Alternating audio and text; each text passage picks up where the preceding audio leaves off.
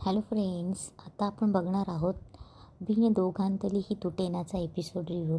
कालच्या भागात आपण बघितलं की अंजली स्वानंदीला सांगत असते की आपल्या वृद्धाश्रमाचा जो कार्यक्रम आहे त्यासाठी आपण प्रमुख पाहुणे म्हणून समर राजवाड्यांना बोलवूया. तेव्हा स्वानंदी बोलते कशाला. तेव्हा अंजली तिला समजावून सांगत असते, अगं ते जेव्हा येतील ना तेव्हा ते इथली परिस्थिती बघतील, तेव्हा त्यांना कळेल तरी की आपण काय काम करतो आहे, इथली परिस्थिती काय. आणि कदाचित त्यांचा निर्णय, जो वृद्धाश्रम ताब्यात घेण्याचा जो निर्णय आहे तो बदलूही शकतो आहे ना. तेव्हा स्वानंदी बोलते काय माहिती बाई. तेव्हा अंजली बोलते की अगं प्रयत्न करायला काय हरकत आहे. तेव्हा स्वानंदी बोलते हो, प्रयत्न तर करू शकतो आपण, पण नाही सांगता येत त्या माणसाचं. तेव्हा तेव्हा अंजली बोलते तू एक काम कर, तू बोलून घे त्यांच्याशी. तेव्हा स्वानंदी बोलते एक मिनिट, मी का बोलायचं. तेव्हा अंजली बोलते 2-3 वेळा तुमचंच बोलणं झालं आहे ना गं, मग तूच बोल ना. तेव्हा अंजली बोलते आणि ते काय बोलतात ना ते मला कळव नक्की प्लीज, आणि पटकन फोन ठेवते. तेव्हा स्वानंदी बोलते 1 मिनिट, आणि फोन कट झाल्यावर स्वानंदी बोलते की यार या माणसाची परत बोलावं लागणार आहे, या माणसाशी संपर्कच नको असं नेहमी ठरवते आणि परत तेच होतं. देवा, काय माहिती मी एवढं काय पाप केलं होतं मागच्या जन्मी. इकडे निकिता समरला मॅट्रिमोनी साईटवरून बायोडाटा वाचून दाखवत असते. तेव्हा समर ते ऐकत असतो आणि बोलतो 1 मिनिट, टोटल किती आहे. तेव्हा निकिता बोलते की 12. तेव्हा तेव्हा समर बोलतो की ठीक आहे, आजच्या आज बोलून टाक सगळ्यांना. तेव्हा निकिता बोलते लगेच. तेव्हा समर बोलतो हो, लंचच्या आधी 6 आणि लंचनंतर 6. तेव्हा निकिता बोलते एक काम करूयात का, मी आधी सगळ्यांना भेटते, म्हणजे त्यातली शॉर्टलिस्ट काहीतरी मुलं करूयात ना, त्यातलीच बघू ना. तेव्हा समर बोलतो तुम्ही का भेटणार आहे. मी भेटणार आहे प्रत्यक्ष जाऊन. ते मुलं काही जॉब इंटरव्ह्यूसाठी येणार नाही आहे, त्यांच्या सी व्हीमध्ये जसं असं तसं असतं ना. काही लग्नाची बोलणी म्हटल्यानंतर लोक वाटेल ते सांगतात, कधी पेमेंट वाढून सांगतात, कधी खोटं सांगतात. जेव्हा मी प्रत्यक्ष एकेकाला भेटेल ना तेव्हा मला समजेल ना कोण खोटं बोलतंय, कोण काय सांगतंय, कोण कोणत्या पद्धतीने सांगतंय. तेव्हा निकिता बोलते 1 मिनिट, मला एक सांग, एका मुलीसाठी समर राजवाडे स्थळ बघतोय कशासाठी, हा प्रश्न येईलच ना. तेव्हा निकिता बोलते की मला कोणी विचारलं तर मी काय सांगू. तेव्हा समर अडखळत बोलतो की त्यांना सांग की मुलगी समर राजवाड्याच्या ओळखीतली मुलगी आहे, अत्यंत जवळची मुलगी आहे, म्हणून समर राजवाडे यात लक्ष घालतात. आता बडबड करत बसू नकोस, ती जी लिस्ट काढली आहेस त्यातले पटापट सगळ्यांना बोलवून घे. तेवढं तिथे स्वानंदीची आई येते. स्वानंदीची आई बोलते की धावत धावत आले, तुम्ही बोलवल्याबरोबर लगेच आले, बसू का. तेव्हा निकिता बोलते या ना बसा. तेव्हा स्वानंदीच्या आईला आनंद ओळख करून देतो आणि सांगतो की ही माझी बायको निकिता. तेव्हा स्वानंदीची आई बोलते तुम्ही फोन केला होता ना स्वानंदीच्या पत्रिकेसाठी, मी पटापट 4-5 झेरॉक्स काढले आणि ही तुमच्यासाठी घेऊन आले. तेव्हा स्वानंदीची आई समरला बोलते की तुम्हाला भेटायची खूप मनापासून इच्छा होती, म्हणजे त्या दिवशी जे काही झालं ना त्याबद्दल सॉरी, माफ करा मला, मी काही मुद्दाम नाही केलं. तेव्हा स्वानंदीची आई बडबड करायला लागते, त्या दिवशी मला खूप ताण आला होता. आता काय सांगू तुम्हाला, रोहनचे बाबा आहेत ना त्यांची जरा तब्येत बिघडली होती. तेव्हा स्वानंदीची आई बडबड करत असते. तेव्हा रोहनची आई बोलते आणि गंमत बघा ना, त्या दिवशी मी तुम्हाला तर काही पैसे मागितले होते, आणि जर त्या दिवशी तुम्ही मला जर पैसे दिले असते तर ते पैसे कुठे गेलेच नसते, आपल्यातच राहिले असते. तेव्हा स्वानंदीची आई बघ करत असते. तेव्हा ती समरला सांगत असते छान आहे हो तुमची बहीण, एकदम आदिरा, एकदम हिऱ्यासारखी. यापुढे मी तिला सांगणार आहे, तुला असं कुठे पळून जावंसं वाटलं ना तर थेट माझ्या घरी ये. तेव्हा स्वानंदीची आई बडबड करत असते. निकिता बोलते की आपण नंतर बोलूया, पहिले कॉफी घ्यायची का. तेव्हा समर बोलतो कॅन्टीनमध्ये. तेव्हा निकिता तिला कॅन्टीनमध्ये घेऊन जाते. तेव्हा समर आणि पत्रिका आनंदच्या हातात देते. तेव्हा समर बोलतो अवघड ही बाई, पाहिलंच ना, यांची मुलगी काही ऐकून घ्यायला तयार नसते आणि ह्या कोणाला बोलूही देत नाही. म्हणजे समोरच्या माणसाला काहीतरी बोलायचं असेल, त्याच्या मनात काहीतरी कल्पना असेल, याची कल्पनाच नाही आहे यांना. कसं कम्युनिकेट करणार यांना सांग मला, कुठल्या जगात वावरत असतात या बायका काय माहिती. तेवढाच स्वानंदीचा फोन समरला येतो. तेव्हा समर बोलतो की तुमच्याबद्दलच बोलत होतो आता. तेव्हा स्वानंदी बोलते सॉरी, मी काही चुकीच्या वेळी फोन केला आहेत का. तेव्हा समर बोलतो आता केला आहेत ना फोन करायच्या आधी एक मेसेज करायचा, आता फोन केलात ना मग आता बोला. तेव्हा स्वानंदी बोलते काय बोलू. तेव्हा स्वानंदी बोलते ऑलरेडी इतके कैवारलेले आहात, मी शांतपणे बोलायला फोन केला होता. तेव्हा समोर बोलता शांतपणे आणि तुम्ही. तेव्हा स्वानंदी बोलते ही पद्धत झाली का हो एखाद्याशी बोलायची. तेव्हा समोर बोलतो नीट बोलणं आणि तुम्ही, हा एकदम विरोधाभास आहे. तेव्हा स्वानंदी बोलते माझंच चुकलं की मी तुम्हाला फोन केला. तेव्हा समोर बोलतो माझंच चुकलं की मी तुमचा फोन उचलला, वेळ तर वाया गेलाच माझा, कारण मुद्द्याचं बोललाच नाही तुम्ही काही फोन केल्यापासून. आता तुमचं झालं असेल तर मी फोन ठेवतो, कारण की मला खूप कामं आहेत, खूप मुलं भेटायला येणार आहेत मला, बाय. तेव्हा स्वानंदी बोलते काय प्रॉब्लेम आहे या माणसाचा. तेव्हा स्वानंदीच्या आईचा फोन येतो आणि बोलतो की स्वानंदी मी तुझ्या ऑफिसच्या बाहेर आली बाळा तुला भेटायला. अगं ते समज राजवाडे आहेत ना ते खरंच खूप छान आहेत, अगं त्यांनी खरंच तुझ्यासाठी स्थळं बघतायत. तेव्हा स्वानंदी बोलते 1 मिनिट, तू ऑफिसच्या आतमध्ये नको येऊ. तेव्हा स्वानंदी तिच्या आईला भेटायला खाली जाते. तेव्हा स्वानंदीची आई बोलते की काय माणूस आहे तो, खरंच साधा सरळ. तुला माहिती आहे मला जे वाटलं होतं तसा बिलकुल नाही आहे. तुला मदत करायला ते स्वतःहून पुढे आले. ते स्थळ बघणार म्हणजे श्रीमंतच बघणार ना त्यांच्यासारखं. तेव्हा स्वानंदी बोलते तू त्यांच्या ऑफिसमध्ये गेली होती. तेव्हा तिची आई बोलते की हो, पत्रिका द्यायला तुझी. तिच्या आईला बोलत असते की ते कोण आले लग्न ठरवणारे, मला बघ आता हे त्यांचं जास्त होतं आहे, मला त्यांना कठोर शब्दात सांगावं लागणार आहे हां. तेव्हा स्वानंदीची आई बोलते स्वानंदी तू का अशी वागायला लागली, ते करतायत ना आपल्यासाठी, तुझा प्रॉब्लेम काय आहे, तू ना तुझाच विचार कर. तू माझा विचार केलायस माझा विचार, केवढी कात्रीमध्ये सापडली मी. एक तर सावत्र आई म्हणून लोक मलाच विओल लावणारे म्हणतील मुलाचं लग्न लावती पण सावत्र मुलीला घरामध्ये ठेवली आहे, काय करायचं मग मी. हे जे बोल आहेत ना सावत्र आई याचं दुःख काय असतं ना ते तुला नाही कळणार.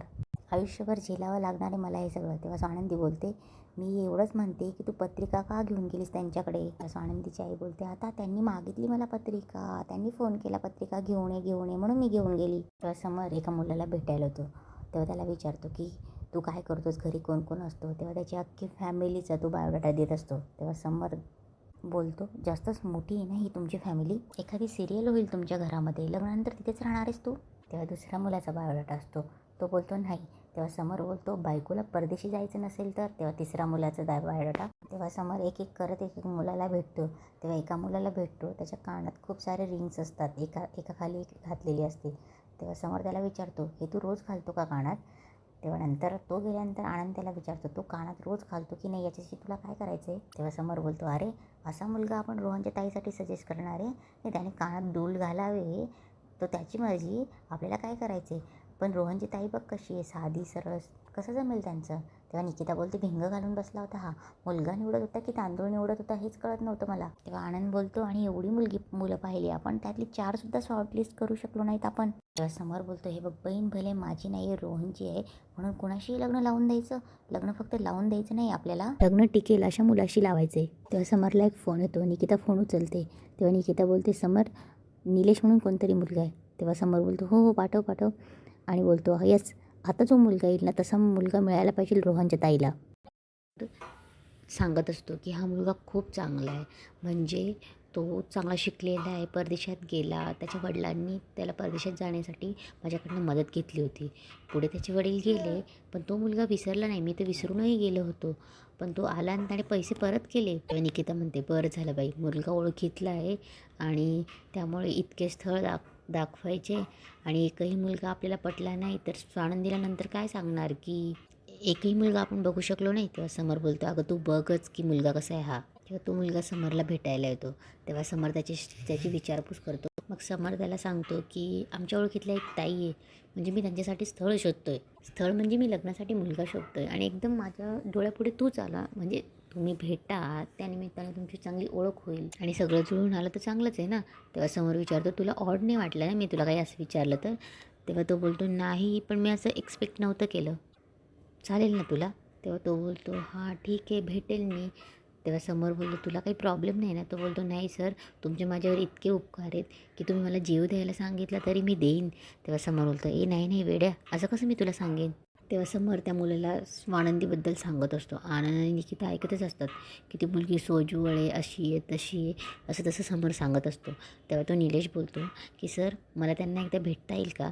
तेव्हा समोर बोलतो नक्कीच, पण एक गोष्ट आहे की लवकरात लवकर लग्न झालं पाहिजे. तेव्हा तो बोलतो थँक्यू सर.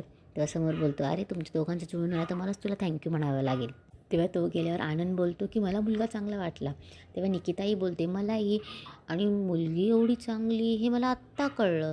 तेव्हा समोर बोलतो मग स्थळ सांगताना असंच सांगावं लागतं. तेव्हा निकिता बोलते तुला वाटतं आहे का. तेव्हा समोर बोलतो मला कशाला वाटेल, थांब मला त्या बाईंशी एकदा बोलू दे. इकडे समोर स्वानंदीला फोन करतो.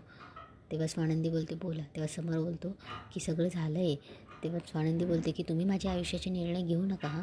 तेव्हा समोर बोलतो की नाही निर्णय नाही घेतला आहे मी, फक्त प्रोसेस स्पीडअप केली आहे. तेव्हा स्वानंदी बोलते तुम्ही का करताय हे बघा माझं पर्सनल आयुष्य आहे, तुम्ही अशी ढवळाढवळ करू नका. तेव्हा समोर बोलतो ढवळाढवळ नाही करत आहे, पण तुमचं हे पर्सनल आयुष्य माझ्या बहिणीच्या सुखाच्या आड येत असेल तर मला काहीतरी हालचाल केली पाहिजे ना. नाही तर मी कशासाठी तुमच्यासाठी स्थळ बघेल. मला स्वतःसाठी स्थळं बघायला आवडत नाही. मला अजिबात आवडत नाही या गोष्टी. तेव्हा समर स्वानंदीला समजत असतो. तेव्हा स्वानंदी बोलते की तुम्ही प्लीज माझ्यामध्ये पडू नका. तेव्हा समर बोलतो की हे बघा तुमच्या भावाने अट घातली, तुमच्या भावाने जर अट मागे घेतली ना तर मी माझे प्रयत्न थांबवेल. तेव्हा स्वानंदी बोलते मी बोलते रोहनशी. तेव्हा समर बोलतो ठीक आहे, कधी फोन एक्सपेक्ट करू. तेव्हा स्वानंदी बोलते की माझं लग्न काय सॉर्ट आऊट करण्याचा विषय आहे का. तेव्हा समर बोलतो तसं नाही, नाहीतर आत्ताच रोहनला फोनवर घे, आपण बोलून घेऊ ना, उलगाडा करून घेऊ. तेव्हा समोर पुन्हा एकदा सांगतो बघा माझं माझ्या बहिणीवरती अतिशय प्रेम आहे आणि तिचं तुमच्या भावावरती प्रेम आहे आणि तुमच्या भावाचं तुमच्यावरती प्रेम आहे, त्यामुळे मला या गोष्टी कराव्या लागत आहेत. स्वानंदी बोलते ठीक आहे कळवते मी. तेव्हा समोर बोलतो की ठीक आहे तोपर्यंत एक मुलगा मी पाठवतो आहे, त्याला भेटून घ्या. मुलगा अतिशय उत्तम आहे, त्याचं काही टेन्शन घेऊ नका, पुढचं सगळं मी बघून घेईल. तेव्हा समोर बोलतो ठीक आहे काळजी करू नका बाय. तेव्हा स्वानंदी बोलते ठेवला फोन. स्वानंदी रात्री रोहनशी बोलायला येते. तेव्हा रोहनला बोलते हे बघ तू इम्पल्सिव्ह नको हो पण समर राजवडीने जे काही 4-5 मुहूर्त काढले आहेत तुझ्या लग्नासाठी त्यातला लवकरात लवकरचा मुहूर्त घेऊन आपण तुझं लवकर लग्न उरकून घेऊया, चालेल ना तुला. तेव्हा रोहन बोलतो मला मान्य आहे ताई, पण तेव्हा स्वानंदी बोलते की बघ आदिरा आपल्या घरी येऊन गेली आहे आणि मला असं वाटतं आहे की पुन्हा ती असं काही वेडवाकडं करायला नको, मग फाटे फुटत राहतील. त्यापेक्षा लवकरचं लग्न झालं ना तर सगळ्यांना त्याचं टेन्शन पण नाही राहणार आणि मला खात्री आहे की ती खूप छान राहील. तेव्हा रोहन बोलतो की आय नो दॅट, पण माझी आठ. तेव्हा स्वानंदी बोलते 1 मिनिट. तेव्हा स्वानंदी बोलते की बघ रिक्वेस्ट करते मी, नको ना असं आठ मागे घे. बघ घाई गडबडीमध्ये मी असं लग्न करायला हवं आहे का तुला. मुलगा कधी मिळेल काय मिळेल आणि काही गोष्टी प्रॅक्टिकली विचार करण्याला खूप इम्पॉर्टंट असतं, त्याच्यामुळे तू प्रेशर घेऊ नको. तेव्हा रोहन बोलतो ताई माझं प्रेशर उलट अर्ध झालं आहे, मी कुठे प्रेशर घेतो आहे. आदिराचे पेंट्या दादा आहेत ना, त्यांनी मनावर घेतले की तुला चांगलं स्थळ शोधणारच. तेव्हा स्वानंदी बोलते आदिराचे पिंट्या दादा इतकेच आहेत ते माझ्यासाठी, याच्या पलीकडे त्यांचा आणि माझा काहीही संबंध नाही. आणि इथेच आजचा एपिसोड संपतो.